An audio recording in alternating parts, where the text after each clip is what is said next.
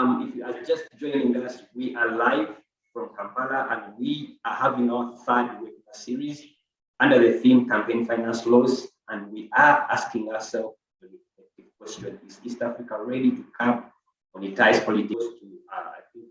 To Honorable Joba Kamateka, that if campaigns are expensive for women, why don't they stand for direct seats where you don't have to cover a bigger area while campaigning? Honorable, there's a question for you on that one. Why don't women prefer standing on direct seat? Well, thank you very much. Going for the direct seat, okay, I know it is a smaller constituency, but it is more expensive because now the men that you are competing with are pouring in so much money. And so that's why it becomes very difficult for the women to compete with these men who are pouring in so much money. Can you maybe also allow me to say, Henry said earlier that politicians want to spend so much. No politician wants to spend money anyhow, especially during the campaigns. Some have sold off their properties. Some have committed suicide after because they have ended up in debt. So no politician would want to spend money anyhow. I thought I would say that. Yeah, but I think the bigger question is that if they all feel there's a problem with very expensive campaigns, why is nobody willing to step up and bail the cat? But they continue to be traumatized by the cat. I think that's why the challenge is that they don't seem to show that they don't want to spend in the way they come up to support a law or to really push for a law legislating campaign financing. But I'm going to. They don't have power over the cat. They don't have power. Okay. As I read more comments coming up, let me come to Henry and here is something that I want you to help us understand and appreciate. This whole practice of individual merit and independence, which is that is so predominant in Uganda. First of all, why are we in that situation where we don't have strong political parties for people to stand under political parties, like it is in Rwanda, for example, where they mainly stand under political parties, and we are still stuck in individual merit, yet we are under mandatory dispensation? Thank you very much, Felix. You will not see that from 1986, when the National Resistance Army took over power and introduced a government managed by the National Resistance Movement, it came with something they called individual merit. Ugandans seem to have loved that individual merit, but I think also the party loved it because I think it entrenched the dominance of the movement system of government. Now, in 2005, when we returned to multi-party political dispensation, I think the return was only on paper. So you recall that under the movement system, it was individual merit. So because the multi-party dispensation returned to was only on paper, because until now, we are still experiencing what you can call a dominant political party system. We don't have multi-party as yet. The principle of individual merit has continued to be prevalent. Now, under individual merit, the people get to vote for a particular person's qualities, but the advantage on the side of the voter is that then they are able to get something back from the individual. And because they're able to get something back, then they would love it. Now, the individuals who contest on individual merit, I think some of the, as independents, it's because of the weaknesses within the political parties. The political parties of Uganda suffer from a deficit of internal democracy. And therefore, like you had Jovia share about the party primaries of NRM, for example, they were flawed with lots of irregularities, but also at least NRM had the party primaries. The other opposition parties had something different. Some of them had the appointments, others selections. So there is no fairness in the process of choosing who gets to hold the flag of the political party. And so in Uganda, because of that, then you get to see that there are quite a number of individuals that offer themselves as individuals, in which case then the issue of individual merit and independent candidates continues to thrive. So what we are experiencing is a weakened party system, because once individuals get to understand that if you don't feel you've received justice within your party, you have the option of contesting, then many of the party members would not be keen on being whipped by the or being whipped or sanctioned by the political party systems themselves. So you have a growing number of those individuals, and this, sincerely speaking, is doing nothing but weakening the democratization process, because the democratization process cannot progress when you have weak political parties in place, and weak political parties cannot be strong when people have enjoy a free reign. They can move out at will and stand and be elected. Thank you. I'm reading some of the comments coming through the chat. I'm seeing here Najiba Kakis saying that implementation of laws is an issue of political will. Who stands to gain or to lose? For finance laws, I think lack of political will is a key aspect in the reluctance in its implementation. I think that's a comment coming in from Najiba Kakisi. And I'll be reading more comments, please, including your questions. We've opened up the lines for you to get to us and ask the questions. Let me bring in here Iganyi concerning Rwanda here.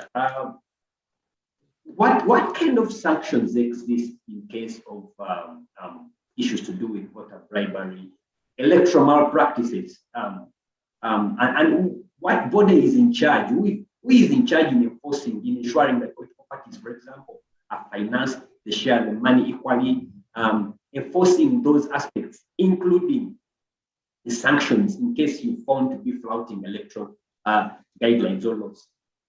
There's a hand up by Peter Wandela. There's a hand up by Peter Wandela, just to notify you. Okay. Okay. Yeah. Thank you again, and the discussions, experience sharing was really very interesting. Coming to your question, who is in charge on regulating the political parties in Rwanda?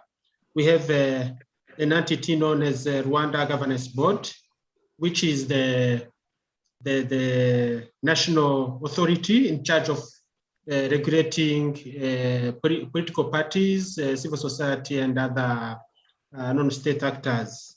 But regarding the asset declaration of political parties' wealth, it's done through the Office of Ombudsman. The Office of Ombudsman of Rwanda is the dedicated institution to receive asset declaration from political parties and individuals who are required to make that declaration on an annual basis. Come to the other question, there have been some issues of bribery. As I said, the system does not really give room for such malpractices, at least on the common citizen like me. It's not really on the public domain to, you can't be asked a bribe by an official who is running, no, or getting a bribe by an official who is running for a position, because the seats are already, the list is already fixed.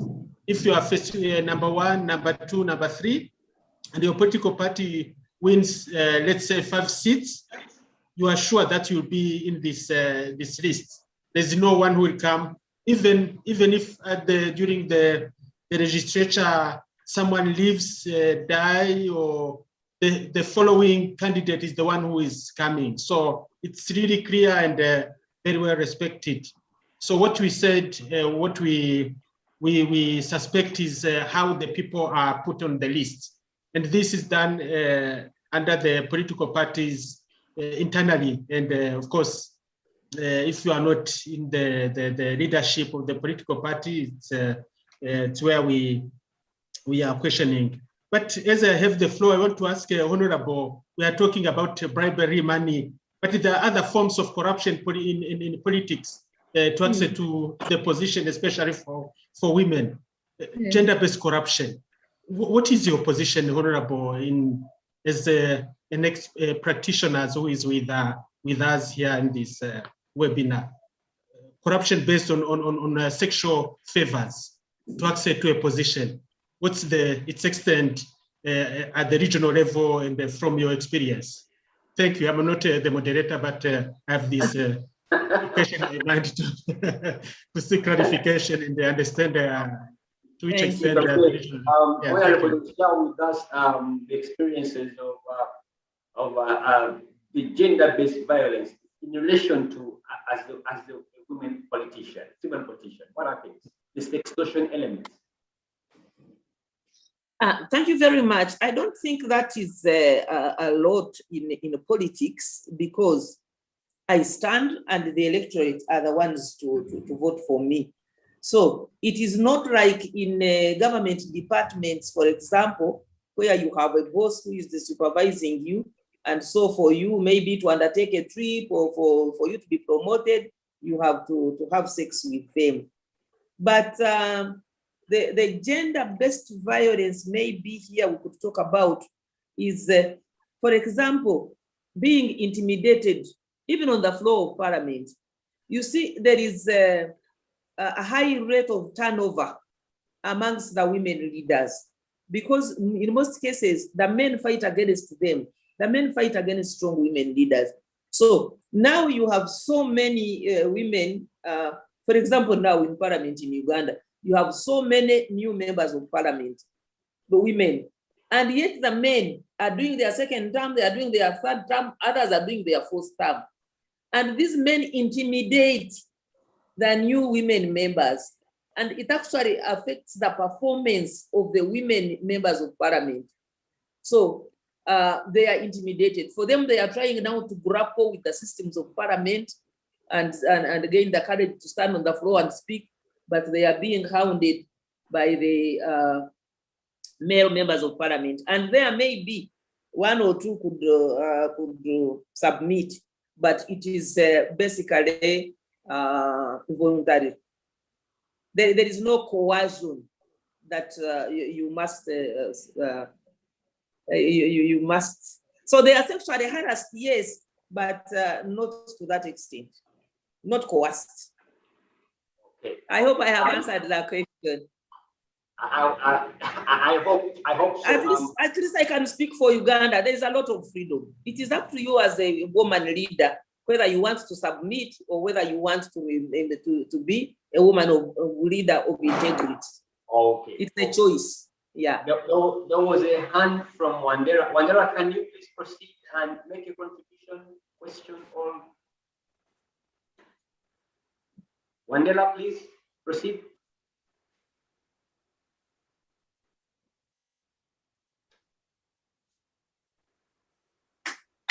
Listen. I think, okay. Yes, Wandera, please proceed. Yes, please. Make your submission or question or clarity. No, I don't have a submission. I thought your hand was up. No. Oh, sorry. Okay, all right. There is another hand up by Ochama. Ochama has his hand up. Ochama, can you proceed? On my end, I can't see the hands up. Unfortunately, I don't know why, but Ochama, can you proceed and make your submission? Make your question. Yes. Thank you very much. Let me hope that all of you are getting me loud and clear. We can hear you. Please proceed. Okay, thank you. First, I would like to apologize for joining you late. I'm talking from Juba. I'm Galdino Chamo, the Executive Director of South Sudanese Network for Democracy and Elections. I would like to say thank you for inviting me to be part of this.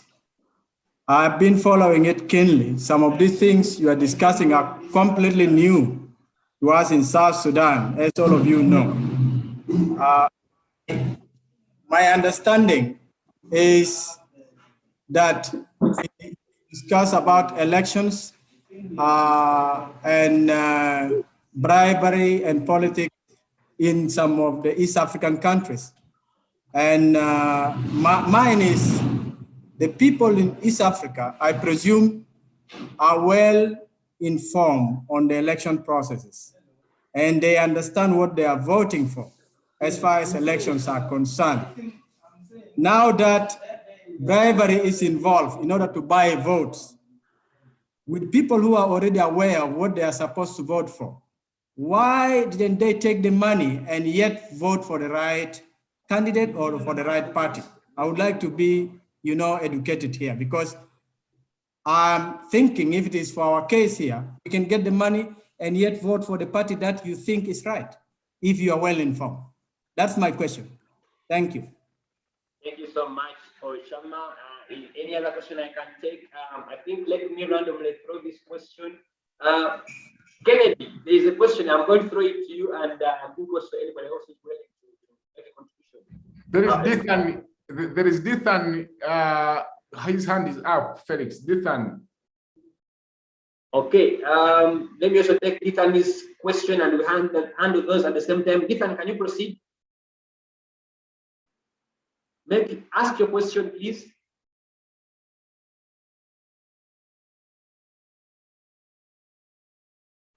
Unfortunately, on my end, I can't see hands up. If you can unmute, yeah, he has unmuted. Yes. Can you make your contribution, Dithan? I wanted to talk about the money and elections in Uganda, especially, and Africa. We've seen people, especially youth, fading this thing of elections, especially because they don't have money to maybe support themselves. We've seen youth giving up on elections, giving up in campaigns, because at first maybe they start expecting something big. They start expecting full support, maybe free of charge. But at the end of the day, you find you're competing in an election with someone who is maybe a millionaire, and maybe for you, saving 100 shillings, not even your worth is not even a million, but you're competing with someone whose worth is over 100 million. And then you find at the end of the day, it's difficult for you to continue campaigning. We've seen that. We saw it in our recent elections, 2021. We saw Honorable Nancy Karembe giving up on campaigns in her presidential bid.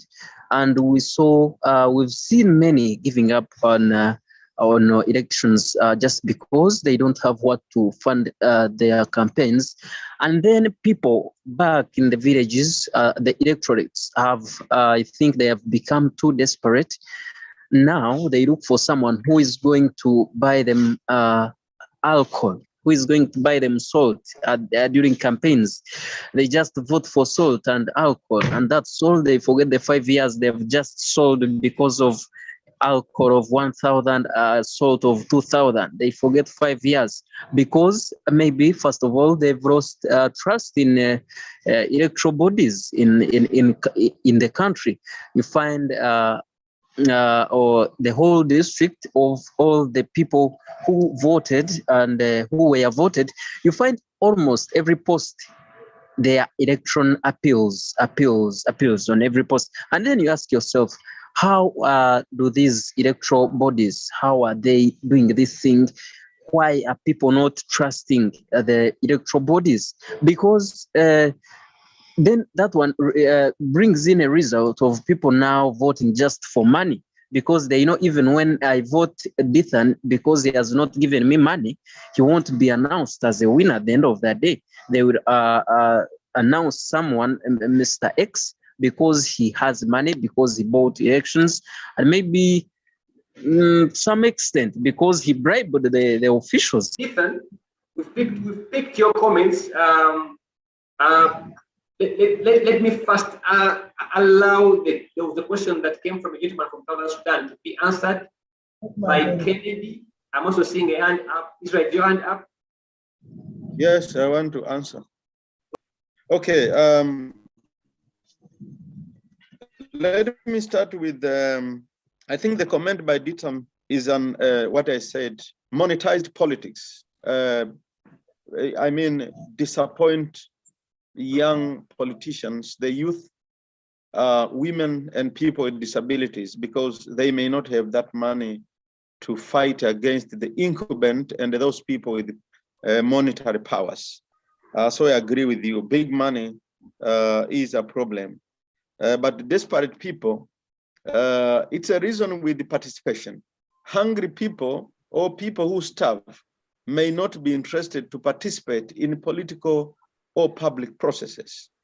And so cheaply you can get them if you promise you are going to give them something. We have an experience at one of the village in Tanzania a few years ago, maybe now it has changed.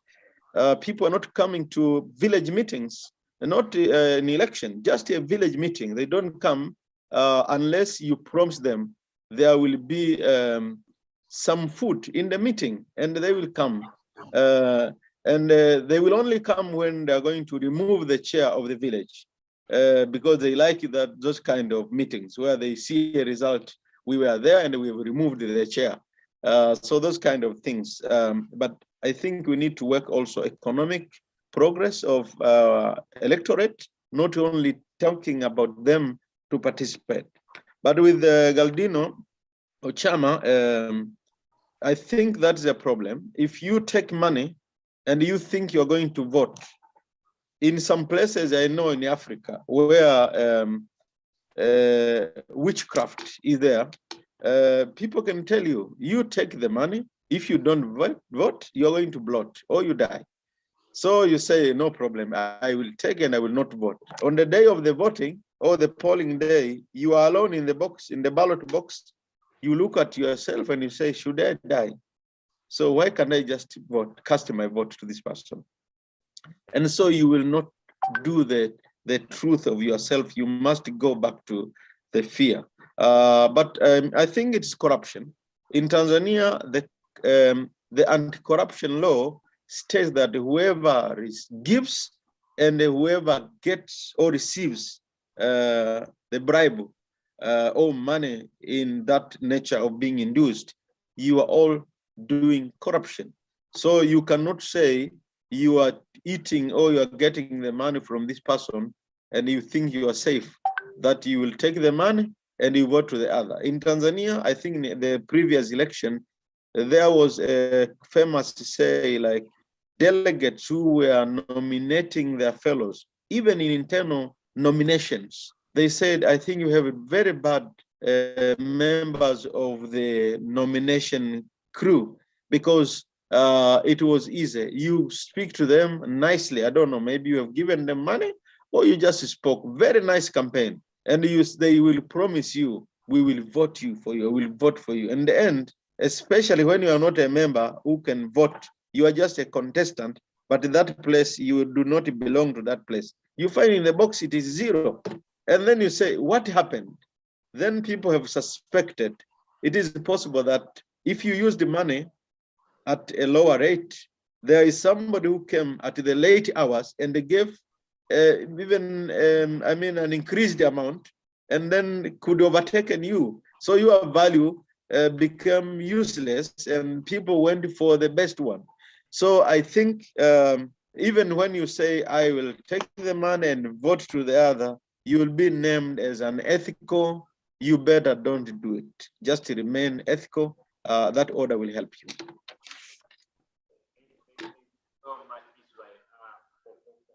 There was Amos Maziku had his hand up. I don't know what happened, but Amos Maziku at one time had his hand up. Amos, is still there? Can you please proceed and make your comment or contribution or question? Amos, if you're there. And if there are comments coming through the chat box, and let me allow me to read some of them. Okay, there are also other comments coming through which I can be able to read. Please, you can ask your question through the chat box and be able to read them. Then also, something around how candidates have to gain their money, which they have invested in politics, and also increase their salaries. There's that comment coming through YouTube. Also, you can ask your questions. We'll be able to answer them. It's 5 minutes to the top of the hour. I think I can only have one round of questions, and that can take. Raise your hand up, and we'll be able to pick you up and respond to your questions. But in the meantime, let me ask Jova Kamateka to can you give us your parting shots? I know you made your position clear that campaign finance legislation in Africa, we are not yet ready. But can you give your parting shots qualifying what can we do then? What should be done?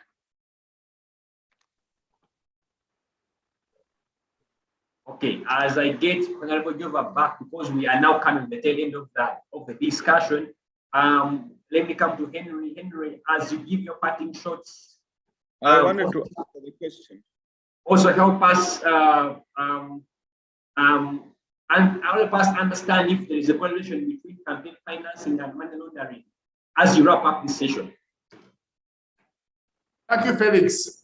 We have seen in the recent elections that the money launderers have also chosen to use campaign finance as an avenue for money laundering.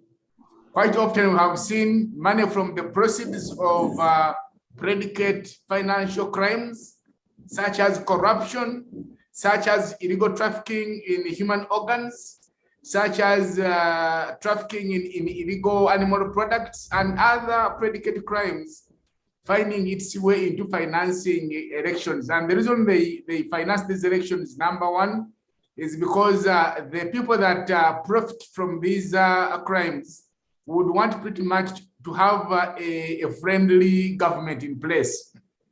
But also, in case of the incumbent being favorable, they would also wish to maintain the incumbent so that they can continue with that trade. But also, campaign financing campaign period provides avenue for acquisition of very expensive real estates, and we've seen this happen. So at a campaign, during a campaign period, people spend quite a lot on acquiring these very luxurious apartment buildings to launder money. So there is a direct correlation between the money laundering and campaign finance, as we have been seeing, and Kennedy alluded to it. My parting shot, Felix. We remember, I will just use the words of Joe Biden, because Joe Biden said that democracy does not happen by accident. We have to fight for it. We must defend it. And I think East Africa, we need to rise up as civil society activists to make sure that we do whatever we can to fight for democracy, and where possible, defend it. A situation where a group of politicians are conspiring to render useless a very good campaign finance act, as it is in Kenya, a situation where legislators in Uganda are conniving not to legislate on this, a situation where all these things that undermine democracy are happening. We need to rise up and defend them. I thank you. Honorable Jova Kamateka, your parting shots. Thank you very much. For me, I think we need, I don't know how we are going to fight for this, but we need governments that have goodwill to fight corruption and have integrity within the community, beginning with our communities. A government that has a goodwill to fight corruption and, for example, regulate campaign financing, will carry out civic education of its population to ensure that they are taught the benefits of exercising their free will to elect their leaders of choice, and to reject money, because it is possible for the population to reject the money. But what do you do when the money, for example, comes from the those who are in power? So we need free will. I don't know, Henry says we fight for our democracy. I don't know how we'll do this But we need to urge our governments that enough is enough. We are tired of corruption. For me, ladies and gentlemen, for as long as we are handling corruption with the kid gloves, then we are not going anywhere. So we need a strong commitment to build corruption-free societies in which we will strongly regulate campaign financing and restore people's rights of to freely elect their leaders of choice. But also that begins with the governments that we have in power, those who are in power now, to educate members of the public. I wanted also to say that when we let the governments pay their representatives, they have those whom they have in for example, in parliament, then you are robbed of these members of parliament who are elected now cannot concentrate on their core functions of representing their people, the voice of the people, of enacting laws that advance the human rights of the people, of allocating the necessary resources where they're supposed to go, and also carrying out oversight to ensure that the governments render the services to the people. Because if these people are put in there by the government, then they will not hold government accountable, and everybody suffers. So we need that to be done. Thank you very much. Thank you so much. Now, excuse me, please. Excuse me. Can I say this something? That finally, you see, it calls into question the quality of the leaders that we have, and the confidence and pride that people have in their institutions and in their country. So one asks, supposing we were given regulated campaign financing, are these the leaders would have in power? Are they up to the task? And if they are not, what does it do to the confidence of the people, the pride they have in their institutions, in their government, and in their country? It erodes that pride, and we would all want to be proud of our nation. All right, thank you. Let me come to Apollinaire Mubiganyi, your parting shots.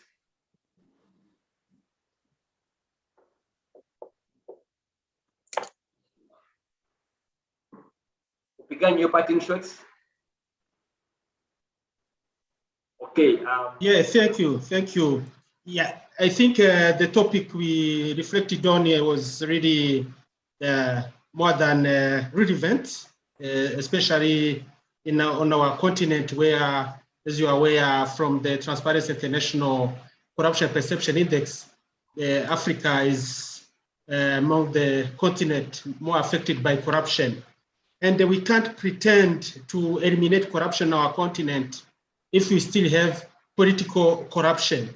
Political corruption distorts all the principles of democratic governance. So I think this needs to be reflected continuously and see how really our representatives are there to serve the common good, not the private, not being there for their private gains.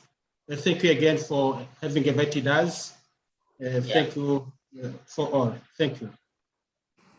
So much. Our next parting shots, I'm going to request Israel, as you make your parting shots, comment also on the question around the section 12.1, the regulations that prescribe ceilings for NGOs and FPOs that are participating in advocacy public awareness activities in relation to elections. How the experience of CSOs coping with that clause as you make your parting shots. Thank you. First of all, I must say monetized politics in danger, and actually a threat to youth empowerment in public life, but also more, it also threatens people with disabilities to attend and participate in public life, including politics. When there was some guidance in the law on civic education awareness creation in Tanzania, that CSOs are supposed to do 1, 2, 3, and they are given a ceiling, 1 billion, 1 million, 10 million. I think that could be the lowest if you do, depending on the size of the place. But I think this kind of, it is called the awareness creation or something. To me, they are not election observation activities. So the election observers have the guideline set by the the National Election Commission. So it is guiding there. But when they come to the registrar of political parties, it's about civic education. And if you want to reach out to political parties, you are restricted in that nature. So I think it is also some kind of a confusion. The election management body, which is supposed to reinforce or enforce the election expenses law, monitor and supervise elections, is not given the mandate also to look at election expenses. So that is a problem. But it's a more problem that even the one that has been given the registrar of political parties to monitor or look at how NGOs behave, these people are actually they are not giving the simple or clear way.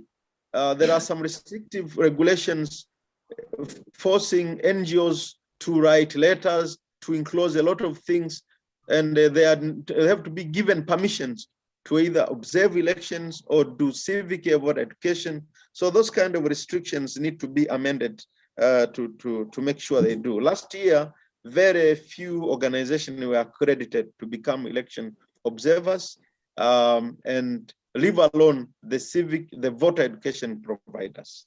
So my conclusion would say we need laws in Africa, in every country, to monitor and supervise financial expenditure during elections, but we need to make sure we promote the culture of democracy from the children and young people, so that as we do adult education to educate elders and all the guys, we must make sure we invest in the young generation so that we change the culture. Let them hate corruption. Let them hate any unethical practices during politics and elections. But also we have to make sure we invest a lot in civic education as a continuous exercise and voter education, not waiting for the electoral year. And that will help us to go back to the truth and help the continent to have democracy and a discipline in financial management during elections. Thank you. Thank you so much. Let me come to our friend here in Kennedy. Your parting shots and especially paint a picture of the role or the contribution of corporate companies in the politics of Kenya.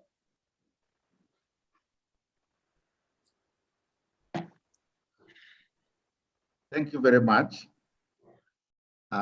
Mine is a word of caution, and this is something that Honorable Jova Mateka, Henry, and even Israel has alluded to. As we engage in campaign finance regulation, we need to be very careful and make sure that we take into consideration the context in which the law is going to apply. In my view, given the level of democratic maturity in some of our countries and the region generally, availing some of the campaign finance laws to government is like handing a teenager, and even a toddler for that matter, a machine gun for a toy. We know that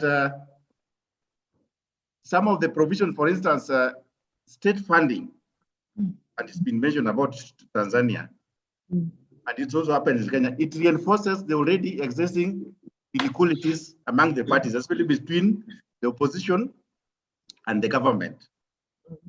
Limits and bans on particular forms of funding just disadvantages also the opposition at the expense of the government.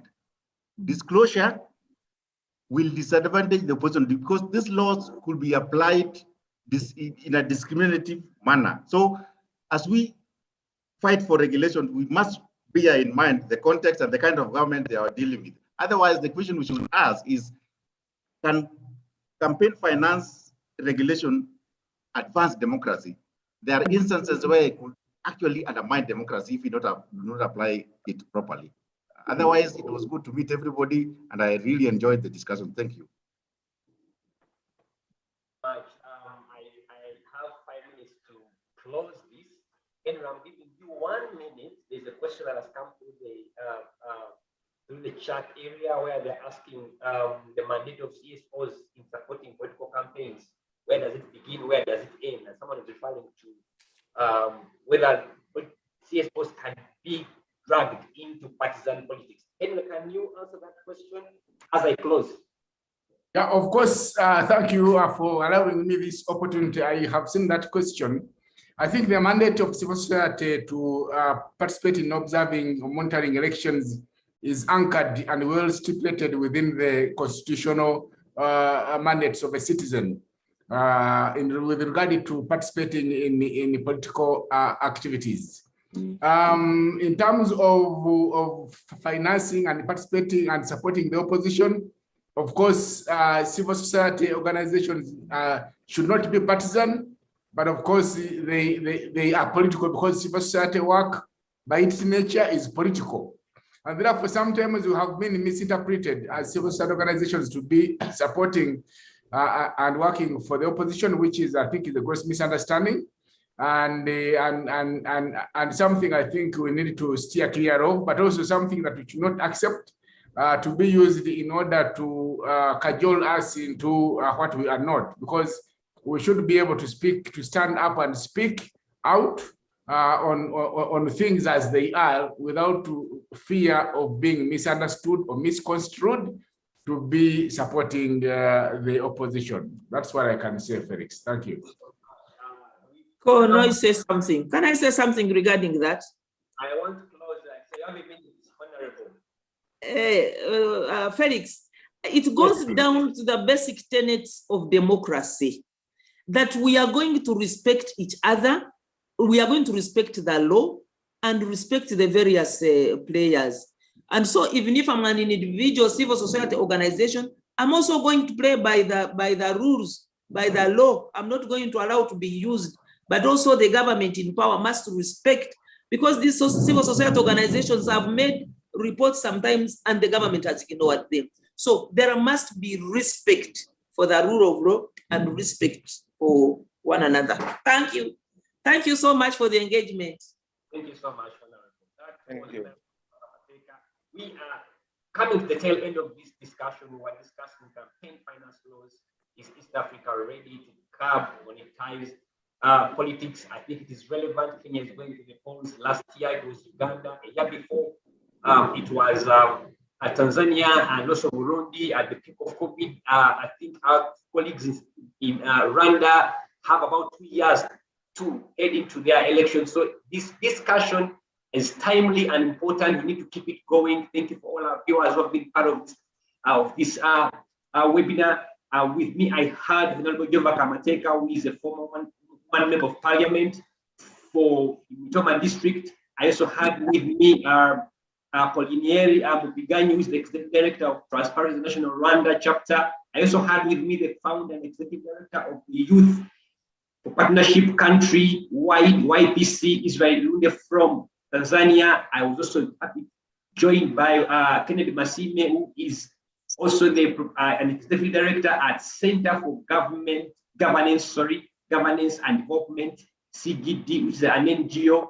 It was good to have you with us. And I also had with me Henry Muguzi, who is the electoral democracy expert and anti-corruption activist, and also a researcher working at ACFIM as the executive director. And I myself was Felix Kafuma moderating it. Till next month, thank you. Bye-bye. It's been a pleasure to have this discussion with you. And let's keep it going on our social media accounts. Twitter, Facebook, and YouTube. Thank you.